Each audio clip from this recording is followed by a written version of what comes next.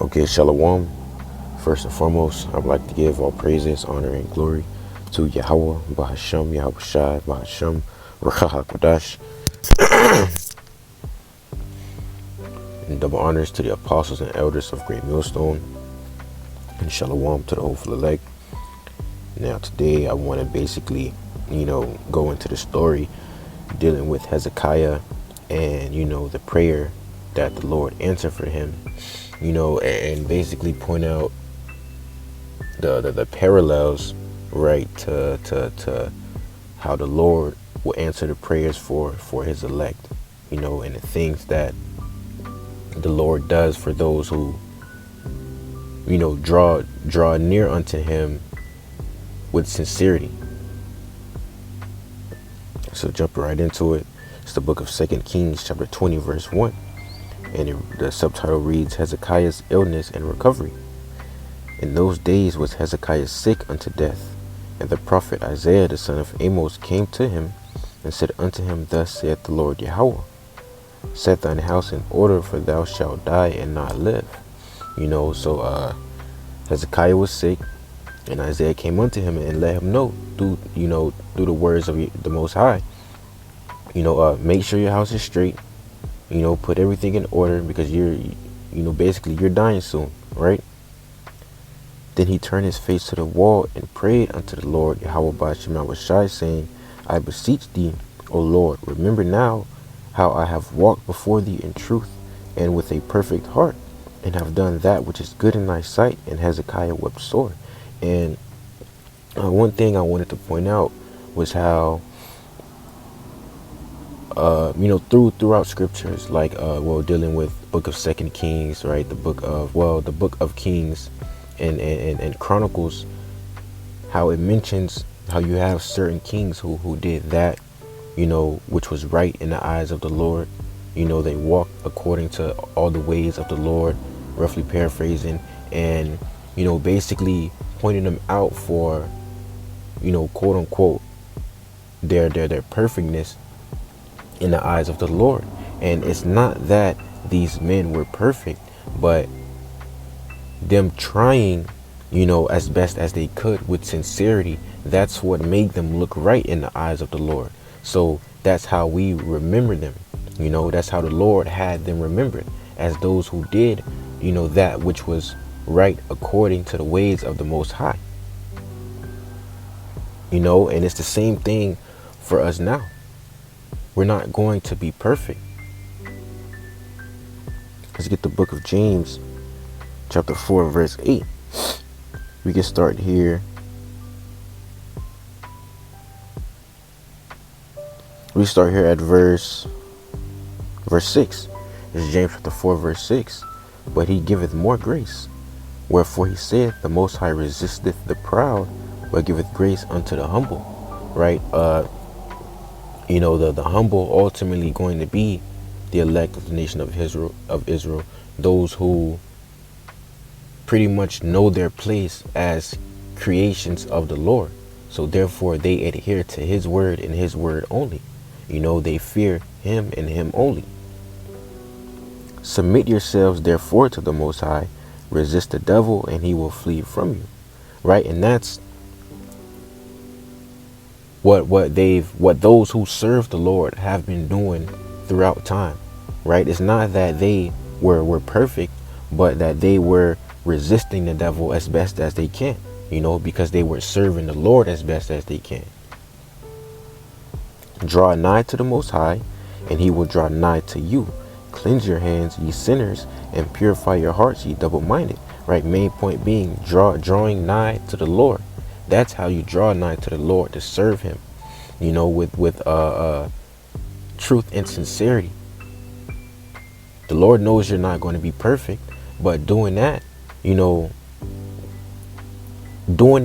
and knowing that we aren't going to be perfect, what does that show? Right? That shows our faith, that shows our fear, that shows our sincerity, our truthful wanting to actually serve the Lord. So much so that knowing that we're not going to be perfect, we still try to pursue that for the sake of the Lord.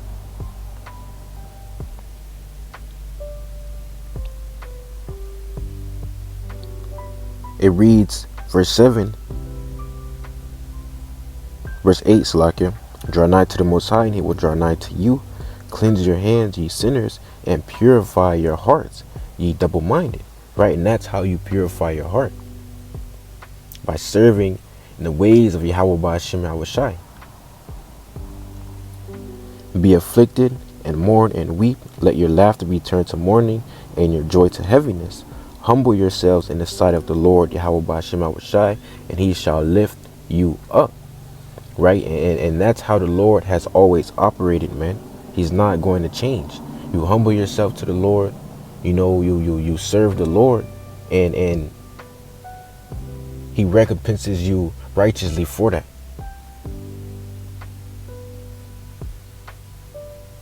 And let's get the book of Romans chapter 4.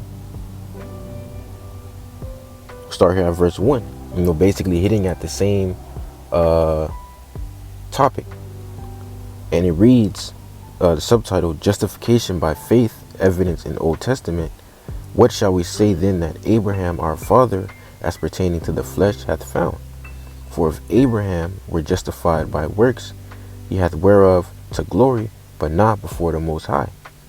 For what saith the Scripture? Abraham believed the Most High, and it was counted unto him for righteousness. And just as Hezekiah believed in the Most High, you know, the righteous kings before him, just as you know, our righteous forefathers in general, and just as we do, we believe in the Most High, and that's being counted to us for righteousness. You know, not the things that we do, but the faith that's shown in us doing those things.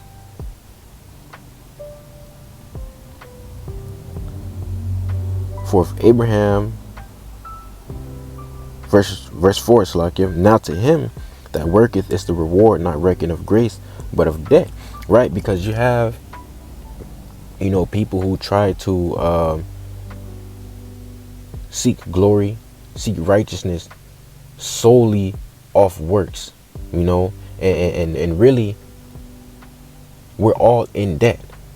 So if anything, you're just paying off your debt, not, you know, adding money to your bank account, to, for lack of better words, but you're paying off your debt, right? You're in the negatives. You're not, you know, stacking up anything. If anything, you're trying to get off the ground. And we were all in heavy debt, so much so that unless we were to actually be perfect, we would not be out of that debt, man. And that's why we needed Yahweh Shai to basically clear that debt from us, and to allow us to you know, be able to come back to the Lord. But that's only for those who follow him.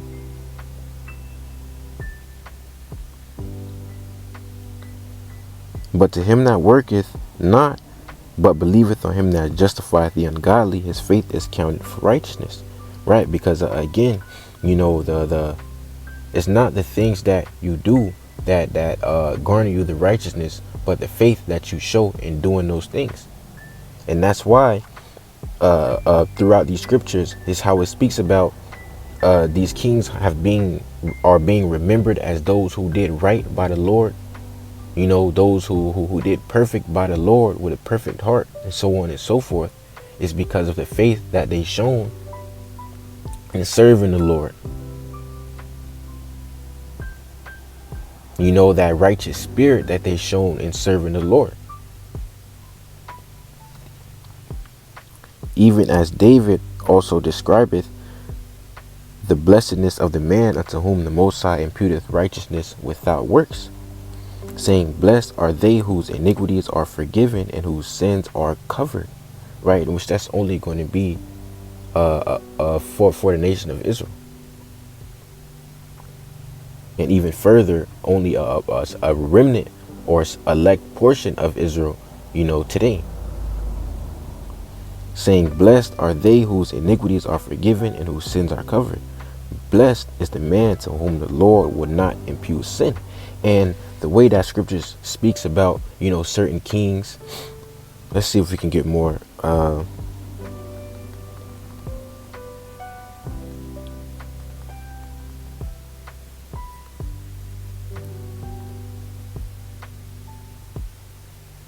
Here, 1 Kings 15:11, and Asa did that which was right in the eyes of the Lord, as did David his father.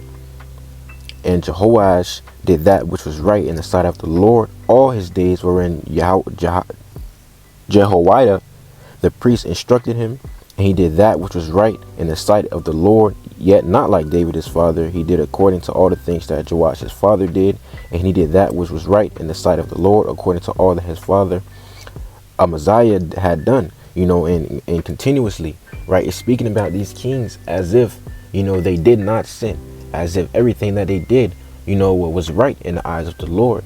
But, that wasn't particularly true, because again, they weren't perfect.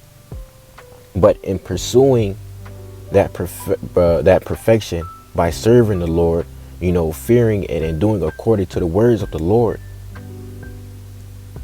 they might as well have been, right? That made them look good, and blameless before the Lord. And that's all we're trying to achieve, man. So let's go back.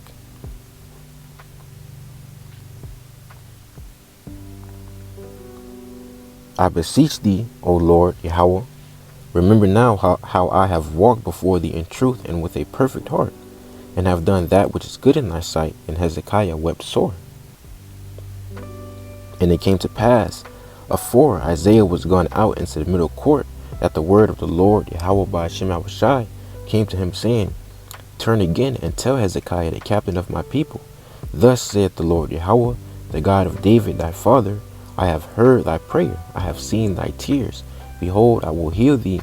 On the third day thou shalt go up unto the house of the Lord. And even dealing with King David was not perfect, man. He had sins too, but let the Lord tell it, that was a perfect and righteous man, because he sought the Lord with all his heart, man. And that is the same thing that the Lord is asking of us to do.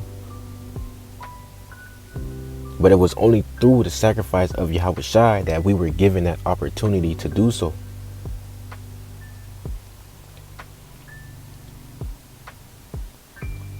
Turn again and tell Hezekiah the captain of my people, Thus saith the Lord Yahweh, the God of David thy father.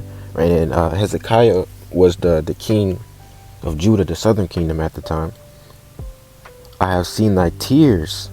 Behold, I will heal thee. On the third day thou shalt go up unto the house of the Lord. Right? So the Lord said, I have seen thy tears, which means what? Hezekiah, was coming to the Lord of a contrite heart, of a truly broken and sorrowful heart. And that showed his sincerity, right? And that's how the Lord's elect are going to be, coming to the Lord in sincerity. Let's get the book of Isaiah, chapter 66. Start here at the first verse. The point is in the second verse. Subtitle reads, Heaven is the Most High's throne. Thus saith the Lord Yahweh, The heaven is my throne, and the earth is my footstool. Where is the house that ye built unto me? And where is the place of my rest? For all those things hath mine hand made, and all those things and all those things have been, saith the Lord Yahweh. But to this man will I look. Right? So, but to this man will I look, even to him that is poor and of a contrite spirit, and trembleth at my word. Right? So the Lord, as we read in James 4:8, the Lord is going to draw nigh unto those who tremble at his word. Did not Hezekiah tremble at the Lord's word? Right? You had Isaiah come and prophesy, basically his death unto him. That put fear in Hezekiah, which prompted Hezekiah to pray to the Lord with a contrite spirit, a contrite heart. And again, that's the same story today with the Lord's elect. He put spirit on men to prophesy, the judgment that he's bringing. And that put fear on us, right? We trembled at the words of the Lord. We tremble at the Lord. So what do? We turn back and repent to the Lord with a contrite, a broken spirit, basically, a shattered spirit, a sorrowful heart. And we turn back to the Lord. That's drawing nigh to the Lord so that he can then draw nigh unto us and bless us, right? Show mercy.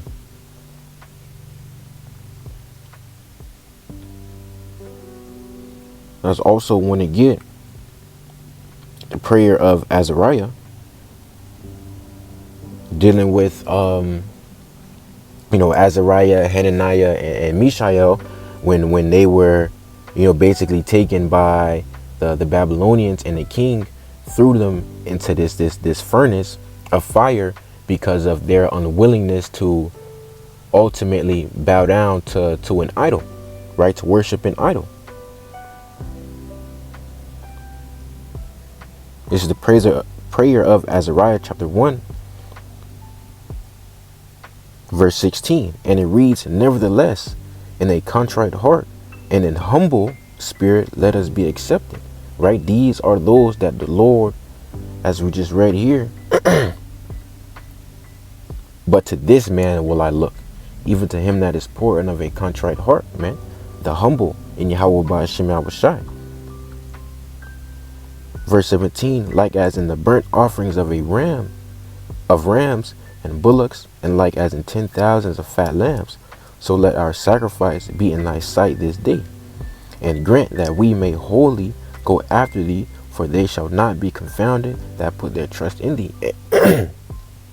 And as Azariah, or the name he was given, Abednego, I believe,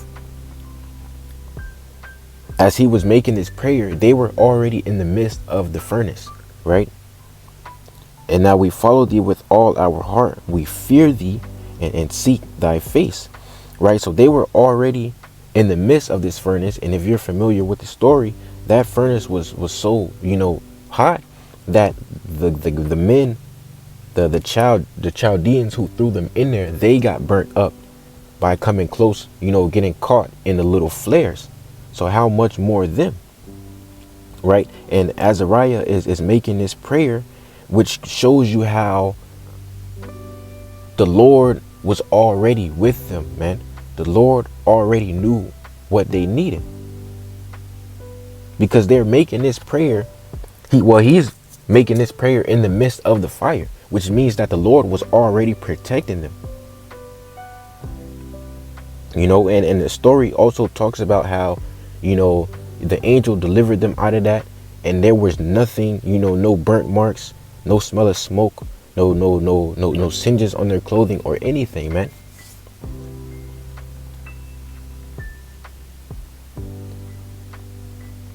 It's the book of Matthew chapter 6, verse 8. We start at verse 7, and it reads, but when ye pray, use not vain repetitions as the heathen do, for they think that they shall be heard for their much speaking.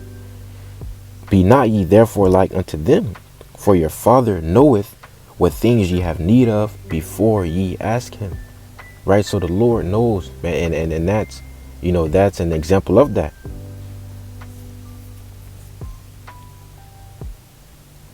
So going back to 2 Kings,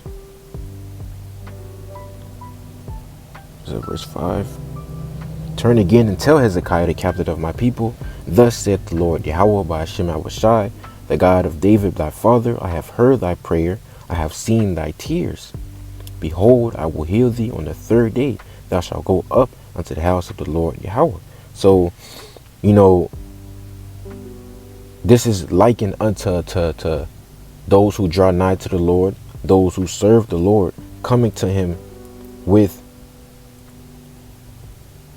a sincere heart, man, and praying unto the Lord and being heard. Because that's another thing that we have to believe and have faith in, that we are being heard by the Most High, that we are being heard by Yahweh Shai, by the angels.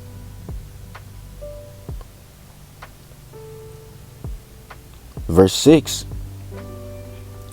and I will add unto thy days 15 years, and I will deliver thee and this city out of the hand of the king of Assyria, and I will defend this city for mine own sake and for my servant David's sake. Man, so Hezekiah was heard, right? The Lord, and the Lord had a miracle performed for him, and Hezekiah has to what? Have faith in the words that he was spoken to, or that were spoken to him, Salakia, right? The Lord, here it is, Isaiah just came to him prophesying his death. He turned to the Lord and prayed, and he got a whole 15 years, added on top of that, man. Do you think if Hezekiah was like, nah, ain't no way that's possible, Lord, ain't no way you can add 15 years in my life, the Lord probably would have dropped Hezekiah. Hezekiah probably would have dropped dead right then and there, man, for his unbelief. But because of his belief, the Lord, allowed him to continue on. And even further, verse 7, and Isaiah said, take a lump of figs. And they took and laid it on the boil, and he recovered, right? And that's also why scriptures say that the unfaithful shall die in their unfaithfulness, man. Because you don't believe. So therefore, you're going to die like those who don't. Verse 8, and Hezekiah said unto Isaiah, what shall be the sign that the Lord Yahweh by Shem Awashai will heal me, and that I shall go up into the house of the Lord the third day? And Isaiah said, this sign shalt thou have of the Lord Yahweh by Shem Awashai, that the Lord Yahweh by Shem Awashai will do the thing that he hath spoken. Shall the shadow go forward 10 degrees or go back 10 degrees? Right? So basically, the shadow going forward or back 10 degrees was Isaiah asking him, should I rewind time or should it go forward? What do you want to happen? And it shows you the power of the Most High, man. And that's another reason that the Lord wants, soldiers. He wants servants, because he needs people for him to show his mercy on. And in doing that, what does he also show? His power. That's why scriptures say that he raised up the king of Egypt to do what he did. And for those to believe on him, to show his power through the mercies and the judgments that he brings about on people.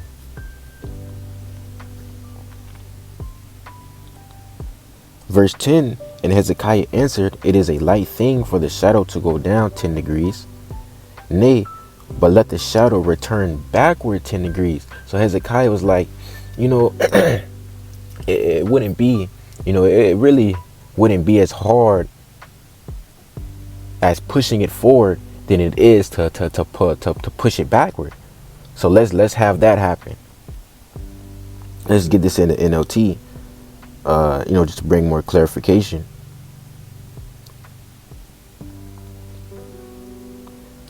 The shadow always moves forward, right? Because, time goes forward. Hezekiah replied, so that would be easy. Make it go 10 steps backward instead. So as we see,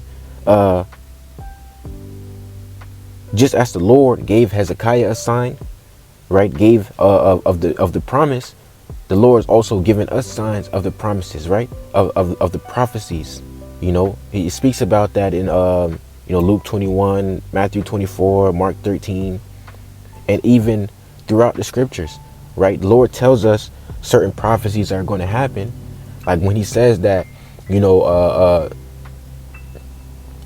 going to come a time where we won't be able to buy and sell without having taken the mark of the beast. And now we're seeing how, these devils are pushing their technology, pushing this micro chip, and with it, you will be able to buy and sell. Is that not a sign? Scriptures themselves say that the end of the world won't come until, this truth is basically preached worldwide. Is that not happening? And even before that, the fact that we woke up is a sign. Did the Lord not say that would happen? Right? In the land of their captivities, they shall remember themselves. So everything that we see playing out, did the Lord not say that there would be, division on top of division on top of division in the last days? Do we not see that happening? Did the Lord not prophesy, through his men that America will be destroyed by thermonuclear fire and divine fire from the angels? Do we not, and that her allies will aid in that? That basically all the other nations will aid in that? Do we not see how America is distancing herself from the world, from her allies, right? Do we not see how America is basically having the light shine on her? Do we not see how America is, economically falling? As the Lord said would happen, man, the spirit of Egypt shall fail. It's all signs of the end. Just like how Hezekiah was given a sign of how the Lord would bring to pass his promise, man. We're given signs about how the Lord would bring to pass the prophecies and the promises that we were, given as a nation.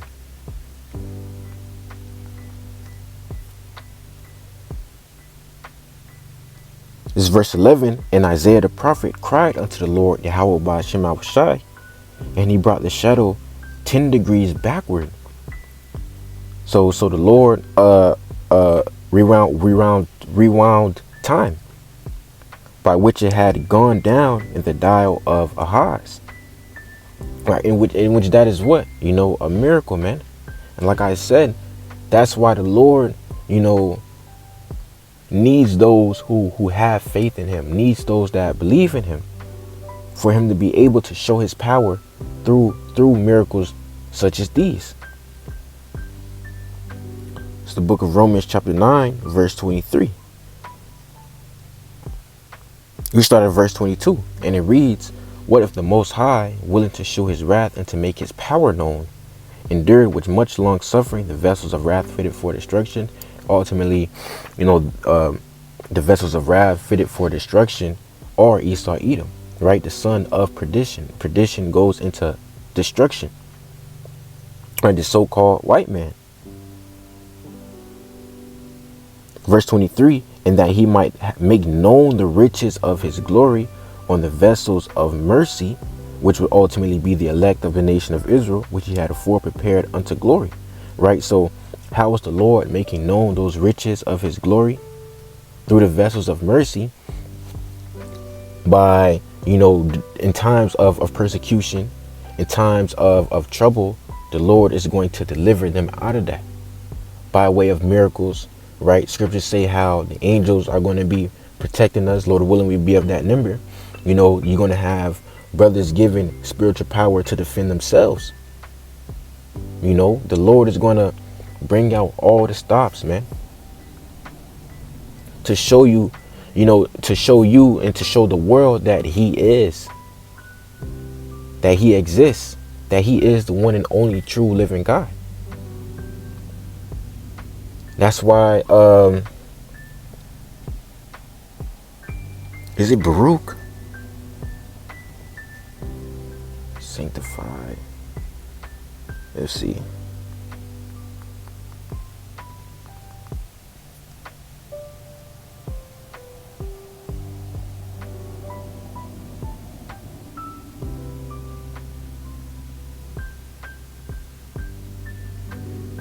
It's I think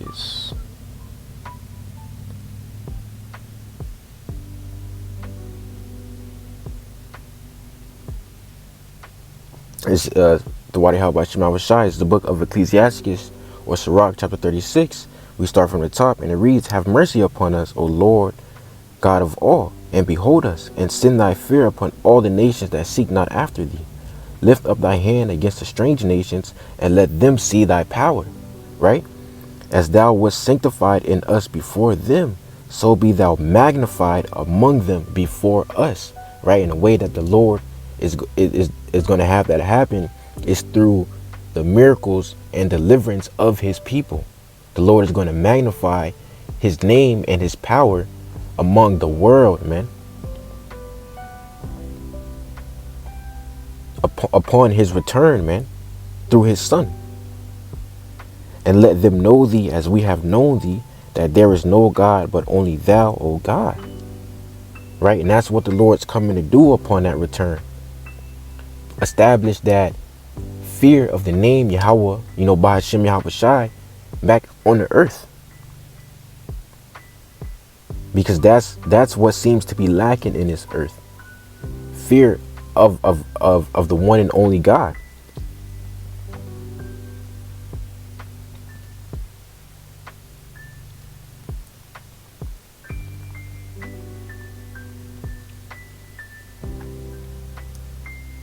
And Isaiah the prophet cried unto the Lord Yahweh Bahashem Yahweh Shai, and he brought the shadow 10 degrees backward, by which it had been gone down in the dial of Ahaz. Right? So, I'll leave it off there. But all we need to do, man, is serve the Lord in truth. So with that being said, once more, I would like to give all praises, honor, and glory to Yahweh, Bahashem, Yahweh Shai, Bahashem, Ruach HaKodesh, and double honors to the apostles and elders of Great Millstone. Lord willing, this video was edifying, uplifting, and or informative in some way, shape, or form. And shalom to the hopeful elect.